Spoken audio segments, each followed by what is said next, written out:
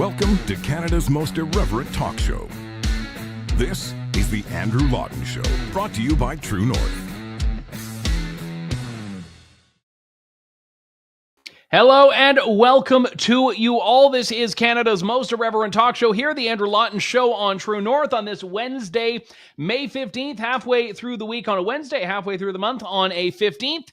Not that you were keeping track because, well, maybe you are because summer is approaching. We are finally leaving winter behind us. Although I will say in Ontario, the winter wasn't too bad this year.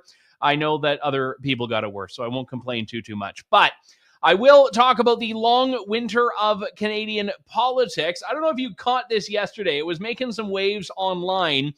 Justin Trudeau was... So let me just take a step back here.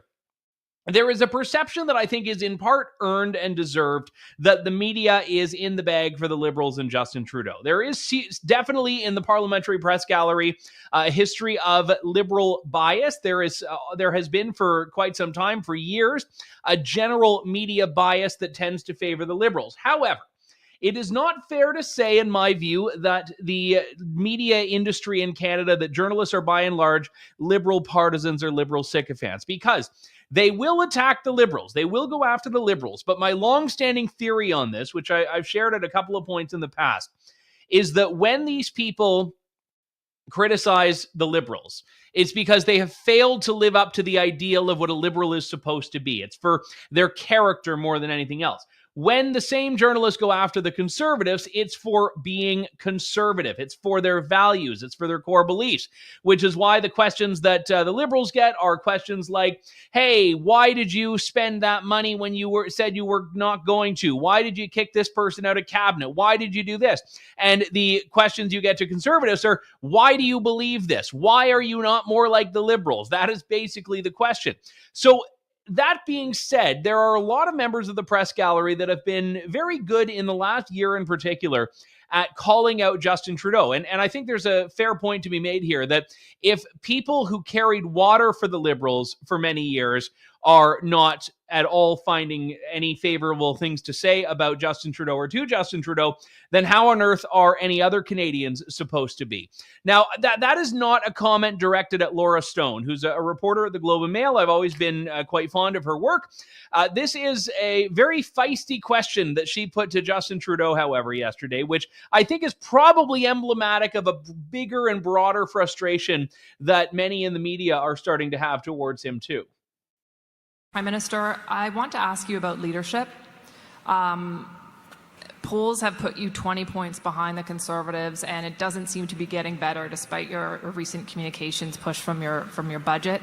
The public appears to have an overwhelmingly negative view of you personally, and you seem to have lost control of the conversation on some of the key issues that Canadians care about. I think the public might be looking at you and your position right now and thinking, for the good of the Liberal Party, why is he staying on? Thank you for your concern, Laura. But as you see, we're here investing in good jobs for today and for generations to come. The world is in a challenging place, absolutely. But that's why for 8 years this government has been putting forward investments and a frame that both fights climate change and creates good jobs and economic growth, that understands that if you want to bring in strong investments and great jobs for Canadians, you have to be making investments in things like childcare, like pharmacare, like healthcare. I know there are lots of folks in Ottawa thinking about process. I'm focused on results for Canadians. I'm focused on delivering the kinds of things that are going to set Canada and Canadians up for success over the coming decades. This is about building a plan for the future of this country. That's what we're focused on, and that's what I will continue to be focused on, because building a better future for Canadians, bringing in fairness for every generation, that's what I am 100% focused on right now. Oh man, I'm getting results. I'm getting things done. All you guys are focused on process. And well, when you are setting yourself up for what looks like one of the biggest defeats your party has ever seen in the history of the country, I think the process is actually reflecting something else that's going on. And you can say, oh, we're making investments and we're getting results. All of these buzzwords that if you turn them into a drinking game, you'd have cirrhosis by the time the clip was done playing. And this is now what Justin Trudeau is saying. Now, look, I am all for Justin Trudeau staying on as Liberal leader. I want him to stay on not just through the next election, but I want him to stay on beyond. Don't let them kick you out, Justin. Stay there. It's going to be the greatest gift to the country if you are the face and the standard bearer of the Liberal Party of Canada for years and years to come, because I don't think you're going to get elected again. Now, crazy things have happened. This is a guy, though, who does not seem to mind the fact that he is going to be steering the ship, just careening it right into the iceberg and then going down with it, but making sure he takes the ship with himself. And this is, I think, not going down himself with the ship, making sure he takes the ship down with himself, because there is a path where that ship could perhaps maybe just skirt around and the side gets scraped by the iceberg, but it sails on to Newfoundland. But with Justin Trudeau on it, it is going full steam ahead. I watched Titanic 15 years ago, and now that's the only metaphor I have, evidently, for stuff like this. But I could do a train wreck, but I guess a train doesn't really steer all that much. But all of that notwithstanding, it's been interesting how Trudeau has been going on this corporate welfare tour. So when he says you grow the economy from the heart outward, I guess he means that you just have to funnel money into a whole bunch of corporations.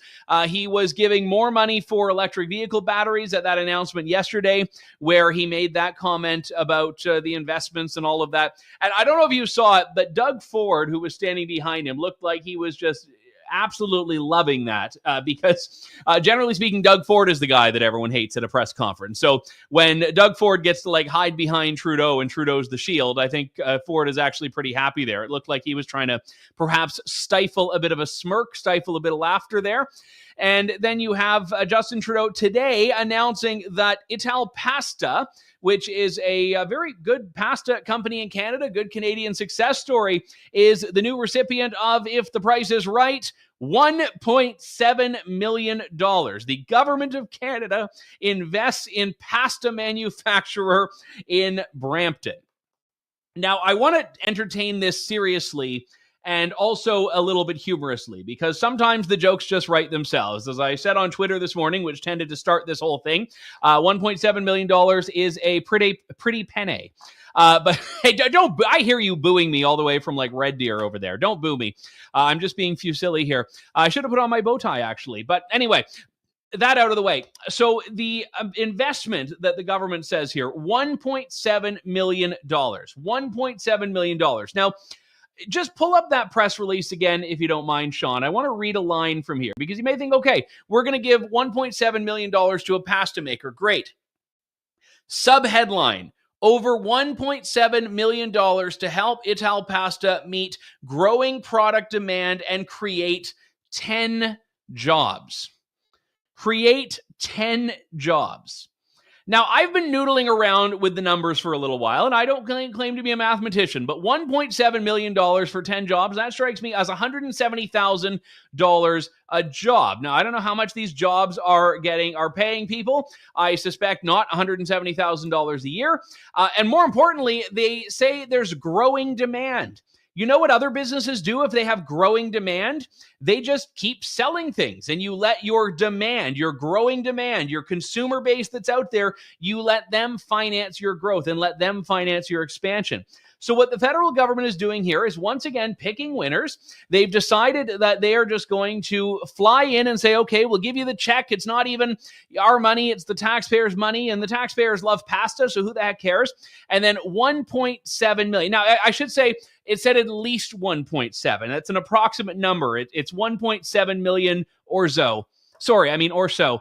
But the $1.7 million there is a number that my producer, Sean, he wants to get in on the action now. He says that's quite the dough nation. That's a very good one, Sean. I was thinking of noodle types I wasn't actually I wasn't expanding out to the constituent parts of the pasta. So nevertheless, 1.7 million for 100,000. It's not the biggest ticket item here when the government was spending $13 billion on electric vehicle batteries in St. Thomas, Ontario, and then they're spending more billions in Port Colborne. At a certain point, you're seeing that the government just believes that the only way to have an economic plan in this country is for government to be writing out these big giant checks. And I talked about this with Aaron Woodrick on the show a few weeks back, and we've had the conversation before. Corporate welfare just doesn't work. There is very little in the way of incentive for these companies to truly create jobs. If the money is going towards companies that are doing really well, it's not necessary. If they're going towards companies that are doing poorly or really need the money and can't finance it themselves through the market, then maybe it's not a business that anyone, government included, should be investing in. Like, this is a company that's been around for quite a while here. And I've heard, I didn't know it was Brampton, but I've heard for as long as I've been alive, I'm pretty sure Ital Pasta was founded in 1889. So most of my life, I have had this brand available. It's been going for 35 years now. And again, if there's such growing demand, then why do we need to write the checks for it? This is the problem. And you look at the money that's being spent on anything other than giving Canadians their money back.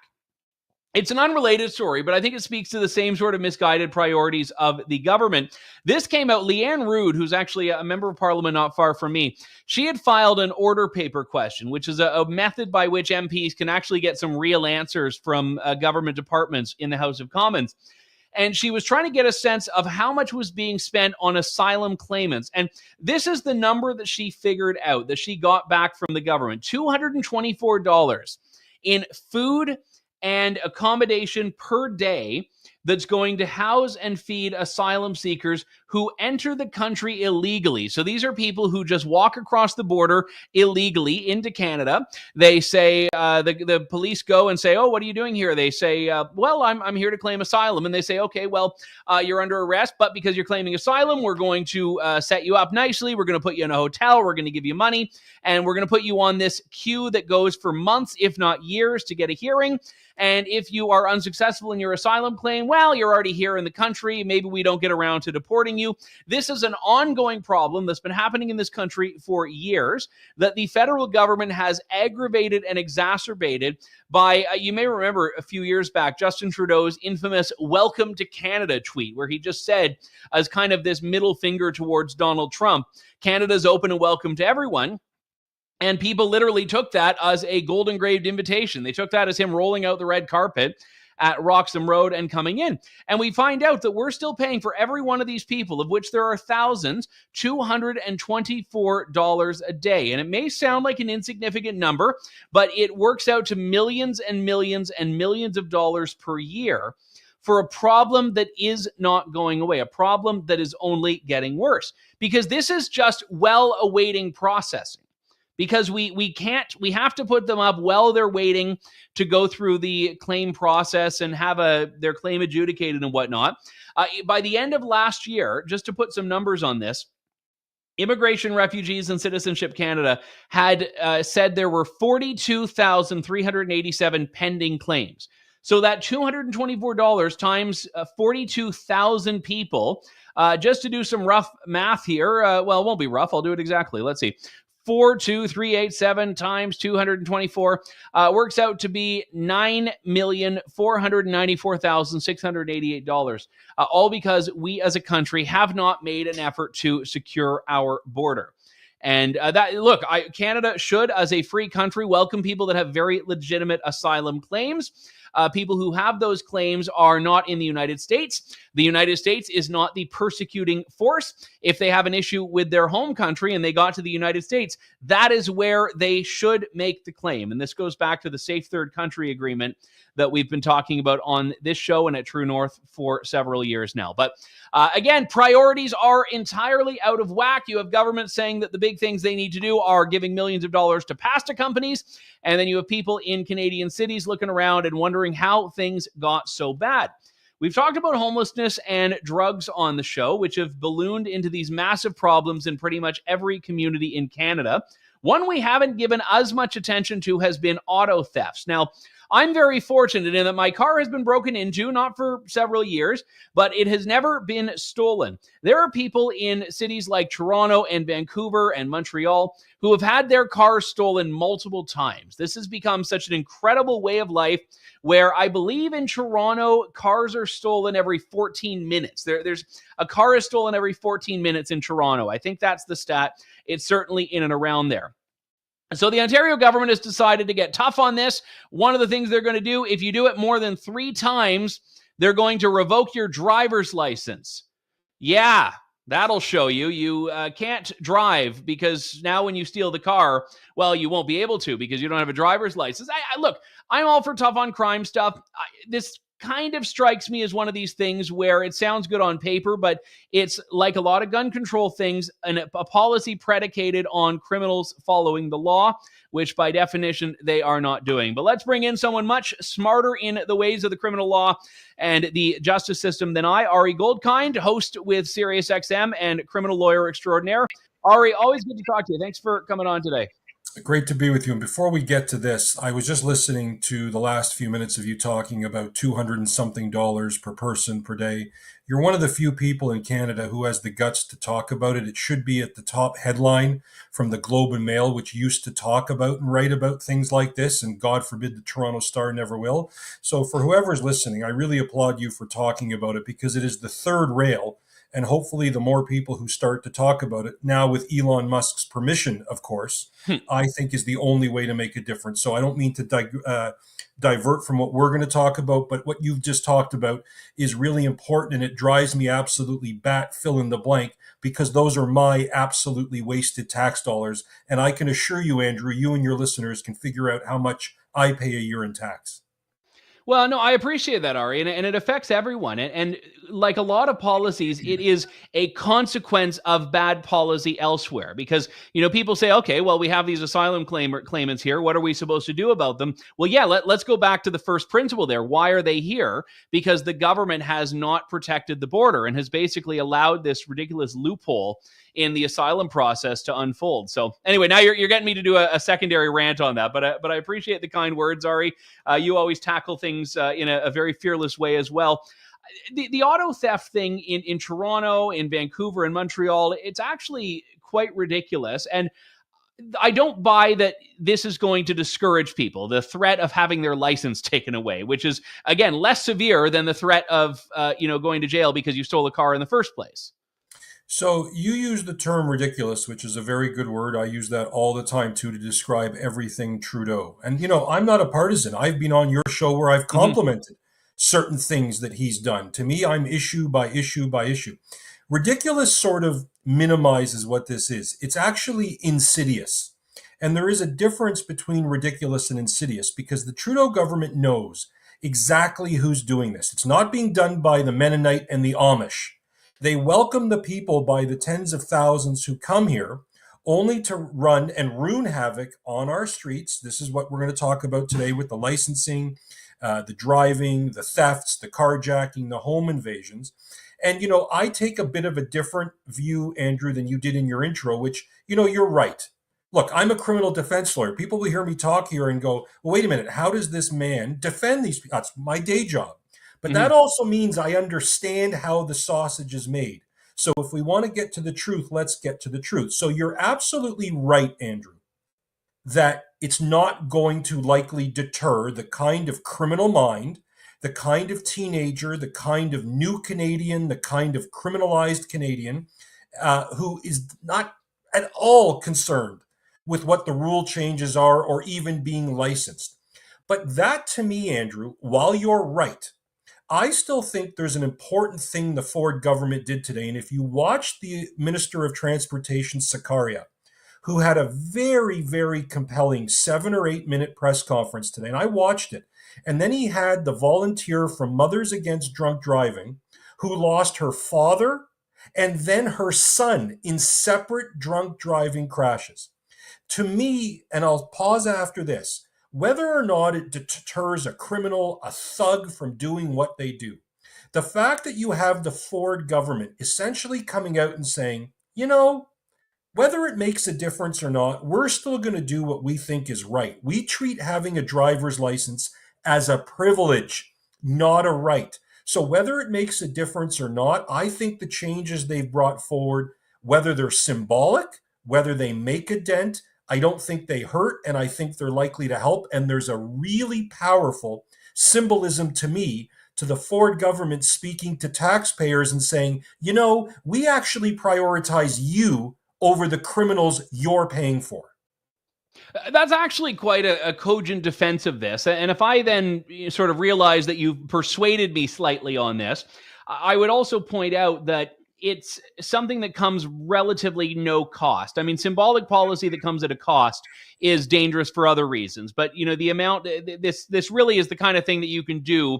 I mean, government can find ways to blow money on things that you shouldn't think would require it. But doing something like this really doesn't cost anything. Not only does it not cost anything, it actually saves on the back end, because whether you and I are right or wrong, that it look, it's not going to deter a thug, Andrew. It's not.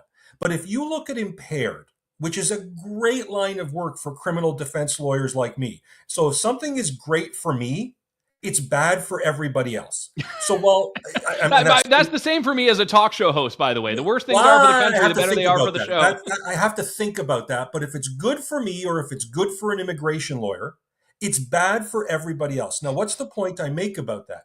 It won't deter a thug who's going to drive unlicensed, uninsured, who goes the wrong way on the 401 when he's out on bail for 13 things.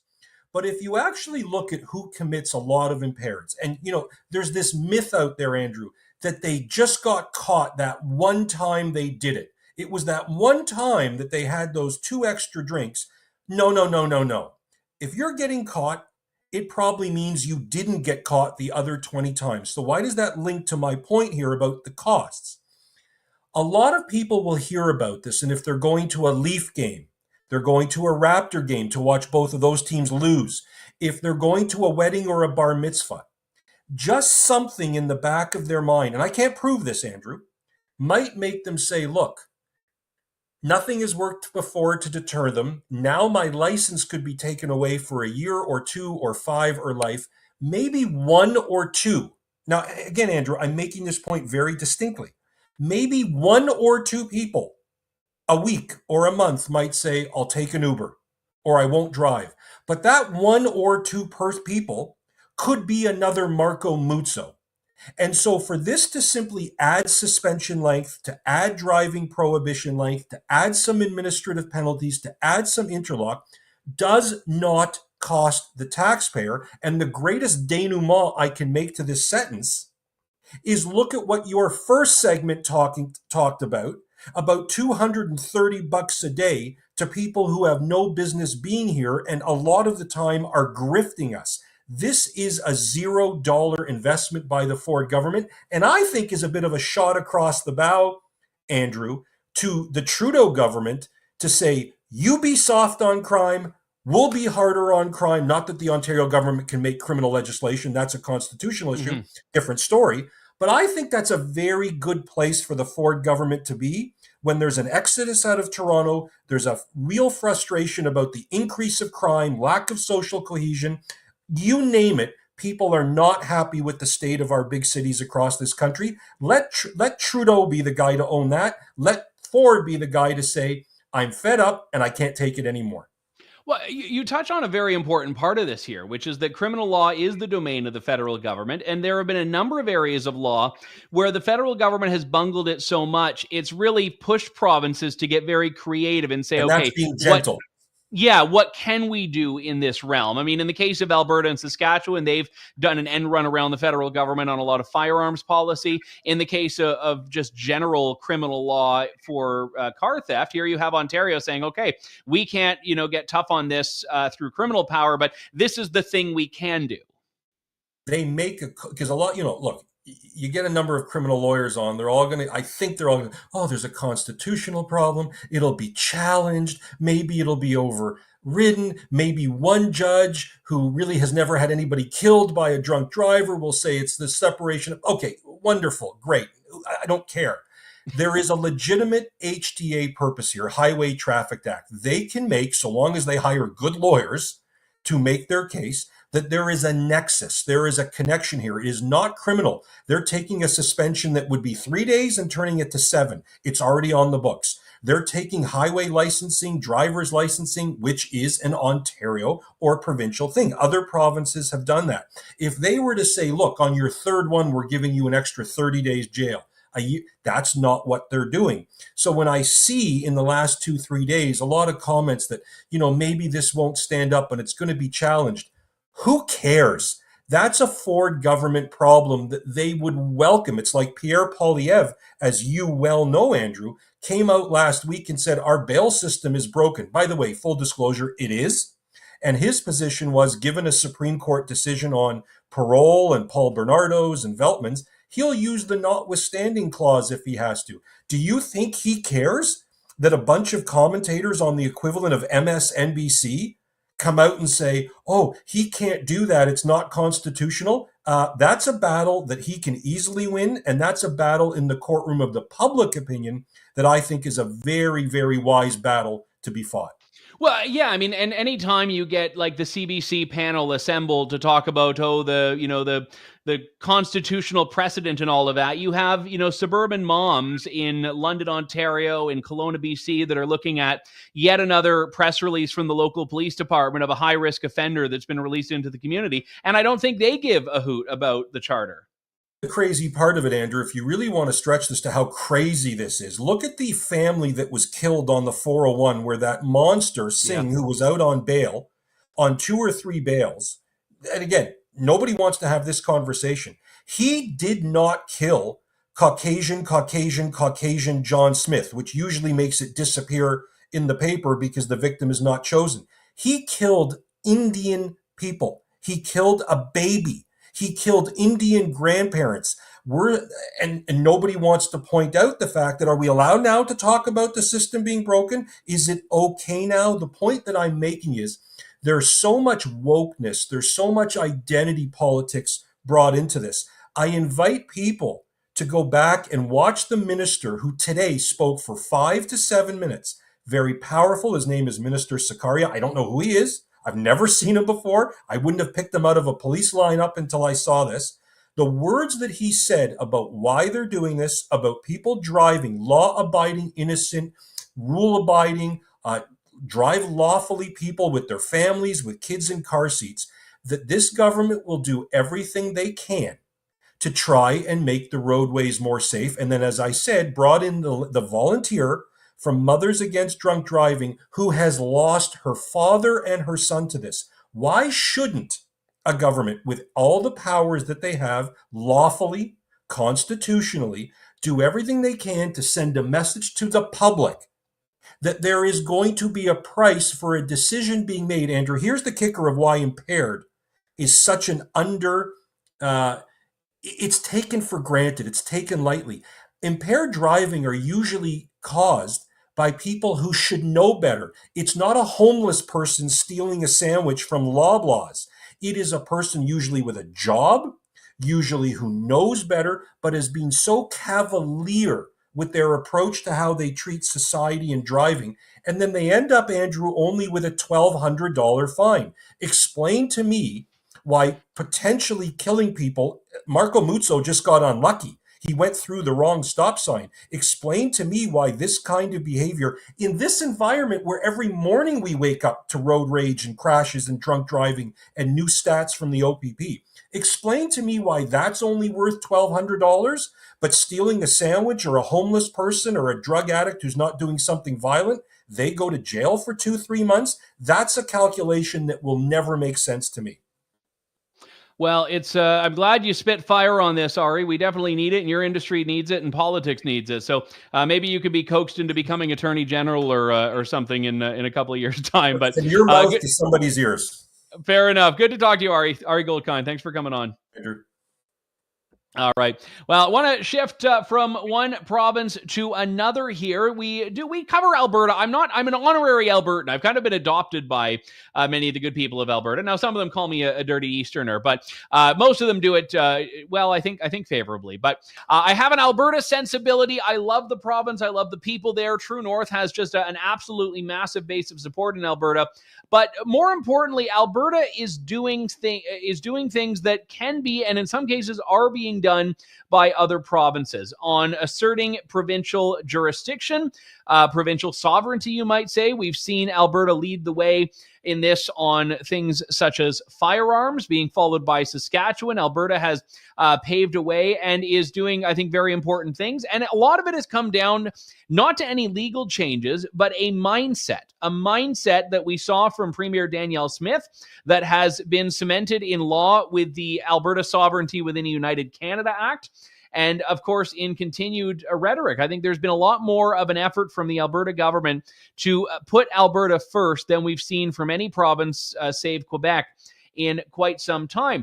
And when we talk about Alberta's future in Canada, I think it's important to note that this is also a story of other provinces if they want to go down this road. There was a fascinating piece in C2C Journal that explores this very topic, written by Professor Barry Cooper, not just one of the architects of that Sovereignty Act, but also a tremendously influential professor, and also someone who I mention in my biography of Pierre Poilievre, because he was part of the great Calgary School of Political Science professors at the University of Calgary, which covered in part the time in which Poilievre was a student there. But that shameless plug out of the way. Always good to talk to Barry Cooper. Barry, thanks for coming on today. Good morning, Andrew. Good to hear you. Now, you have touched on something in this piece, which I think is a great launching off point here, about why Canada isn't actually the federation we think it is. And I was wondering if you could just start there. Yeah, it actually goes back to when I was first taking Canadian politics as an undergraduate. We had to read a book by a guy named Livingston, and he argued that federations were political responses to what he called federal societies, meaning societies that had, say, different cultures, certainly in Canada, different languages, different histories, and that the legal structure of a federation was successful when it reflected those pre-legal, pre-political differences. That is certainly true with the history of the Prairie West.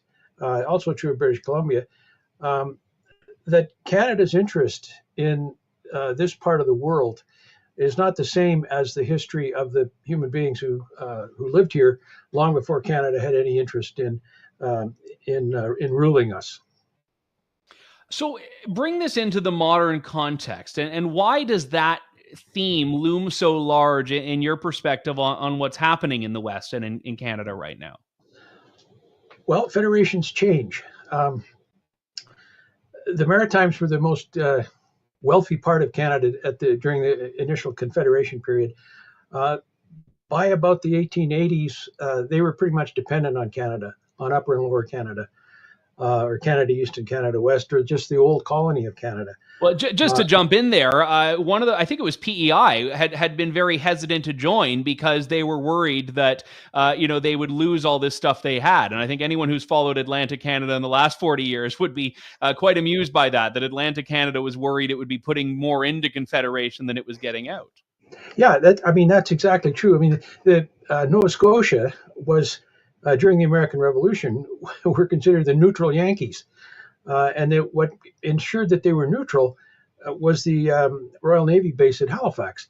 So the history of Atlantic Canada, what we now call it now, Atlantic Canada, is really very complex. And it is not simply that they are loyal, subservient colonies of the old colony of Canada that is now Ontario and Quebec, what I've been calling for some time now, Laurentian Canada.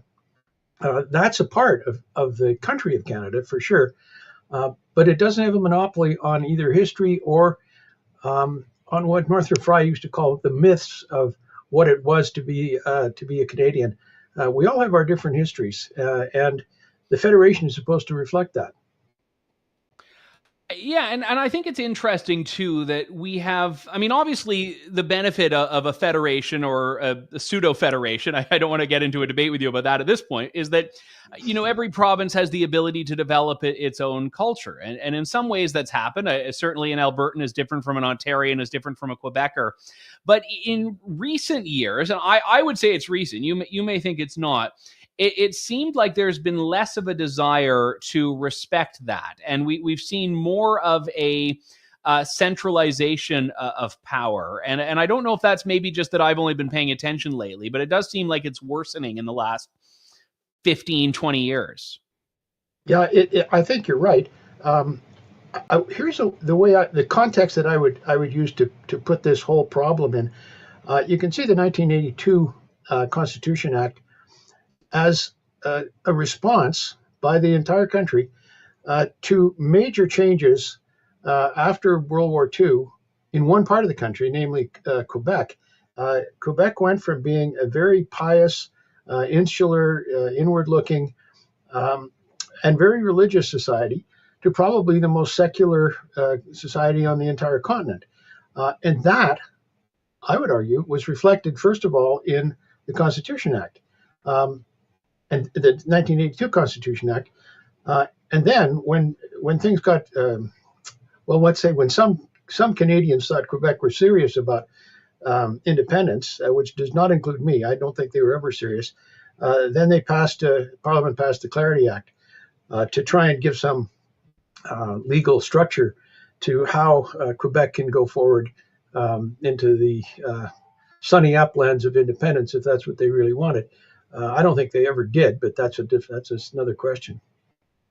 So explain to me whether we are looking at a cultural problem or a legal problem. Is this the issue that you see? Is it one that's coming to just the attitudes that people have in Alberta and in other provinces and certainly in Ottawa, or is the structure itself an issue that needs to be dealt with?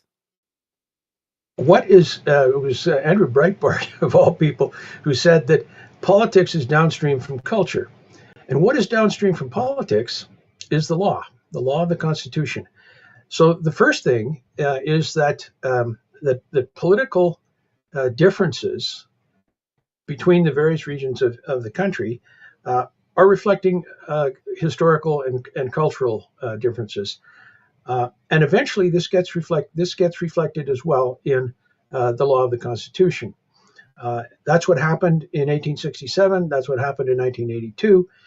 And the Sovereignty Act is the longer range strategic purpose of the Sovereignty Act is to change the de facto law of the Constitution today. That means pushing back against what you quite rightly describe as the, let's say, centralizing tendencies of the bureaucracy and the government of Canada. I don't think it's really a partisan issue. I think all governments, liberal or conservative, have this tendency to think that they are, as Danielle Smith said, a national government. And she said it on third reading of Bill 1 that turned into the Sovereignty Act. Who do they think they are? A national government? The implication being they're not. They're part of a federation. That's what the Sovereignty Act is aimed at restoring. So one of the things that I find interesting here is that there is this profound double standard in the way certainly Laurentian Canada views provincial autonomy when you're talking about Quebec versus any other province. And, politically, I'm wondering why that's been allowed, why other provinces have stood for that. Why has there not been more of a concerted effort before now in Alberta? And even then, I think what Danielle Smith is doing is pretty muted compared to what Quebec has done on this. Why have more provinces not been uncomfortable with that double standard before now? I think it's because a lot of people have swallowed the Laurentian myth that Canada is a bilingual country. Parts of Canada are bilingual, but that certainly is not true in this part of the world at all. There are French-speaking communities in Alberta, as there are in Saskatchewan and Manitoba, and in British Columbia. But that doesn't make this part of the country bilingual. So Quebec can get away with a lot because most Canadians still swallow this myth that we are bilingual, when it's the evidence for it is non-existent. Yeah, and I think that's a very fair point. And I mean, bilingualism, I mean, it's ironic because, Quebec has obviously held as part of its national story this idea of the so-called conquest. But it's amazing how the French language has become this tremendously limiting force for people in every other province, where, I mean, you've got communities in British Columbia where, a federal public servant needs to speak French when, French is like the fifth most spoken language of the area. Yeah, that's true. I mean, I remember a survey that was done by the government of Canada probably about 20 years ago, and my wife has a French name, so they we were probably included in the survey because of her name, and the person from Ottawa said. She called me Monsieur Guichon, and I said, no, I'm Monsieur Cooper. And she said, oh, okay. Do you speak French at home? And I said, oh, yes. And she said, well, who do you speak it with? And I said, with our daughter. She's in French immersion. Oh, does your wife speak French? And I said, well, she can, but she doesn't really speak French with our daughter. She said, but you do. And I said, yes. So she said, well, that's a bit odd. You're not French. And I said, well, no, but my French is better than my wife's. So she didn't know what to make of that. She simply didn't know what to make of it. So to go back to the structural aspect we were talking about earlier, you make a point which is actually, I think, heretical among some people in this country, that the Constitution is not set in stone, that this is not something that can never be reopened. Now, I think the political practicalities make it very difficult to reopen the Constitution in a way. But if you could, what would you do to it? Well, you've already had success writing the Sovereignty Act. I'm letting you write the next charter. I would make, I mean, these are political decisions really rather than constitutional amendments that we're looking at. And even Jason Kenney said when he was premier, stay in your lane, when he spoke to the government of Canada. And what he meant by that was what is determined in Section 91 of the old British North America Act, the Constitution Act 1867. The government of Canada does have some major responsibilities, and so do the provinces. They're set out in Section 92. Everything should reaffirm that. Every bit of legislation should reaffirm that, especially by the government of Canada. And there's some shared jurisdictions, like the courts have decided that the environment is. I think that was let's say a questionably decided decision. But when you have a government that is, let's say, ideologically persuaded by environmental issues, it means that they are inherently tempted to expand their jurisdiction at the cost of the provinces, and especially of this province, because of our hydrocarbon resources that are said to have had these enormous environmental consequences. That needs to be disputed as well. I mean, so you get into sort of factual scientific arguments as well as legal, economic, and social ones. It's a very complex political process, but that's where we have to go. Well, in your piece in C2C Journal, which we can throw back up on the screen there, you call for some sobriety into Laurentian consciousness, which I think is an incredibly, perhaps overly ambitious expectation, but I think an important one nonetheless. Professor Barry Cooper, always good to talk to you, Barry. Thanks so much for your time today. All right. That does it for us for today. Just before we go, I want to let you know I am going on book tour. Yes, when the book comes out in just under 2 weeks, I will be going on the road. I will be in Calgary on Wednesday, May 29th. I will be in Toronto the day after on May 30th. I think we can actually put up on the screen what the dates are here. And then the week after we'll be in Ottawa, but I'm not entirely sure of the dates on that yet. So we'll let you know there. But in Calgary, it it is the Ranchman's Club. In Toronto, it's the Albany Club. And if you want tickets to that, come out and get your copy of Pierre Poilievre, A Political Life. You can head on over to modernmiraclenetwork.org/Lawton, modernmiraclenetwork.org/Lawton. And please, if you have trouble finding it, send me an email and I'll get you the link directly. And that's andrew@andrewlawton.ca. But all of that notwithstanding, I'm excited for it. And thanks to those who have already sent me emails saying you've pre-ordered it, come out in person, and we'll have a good old time. So that's it. Back tomorrow with more of Canada's most irreverent talk show. Thank you, God bless, and good day to you all.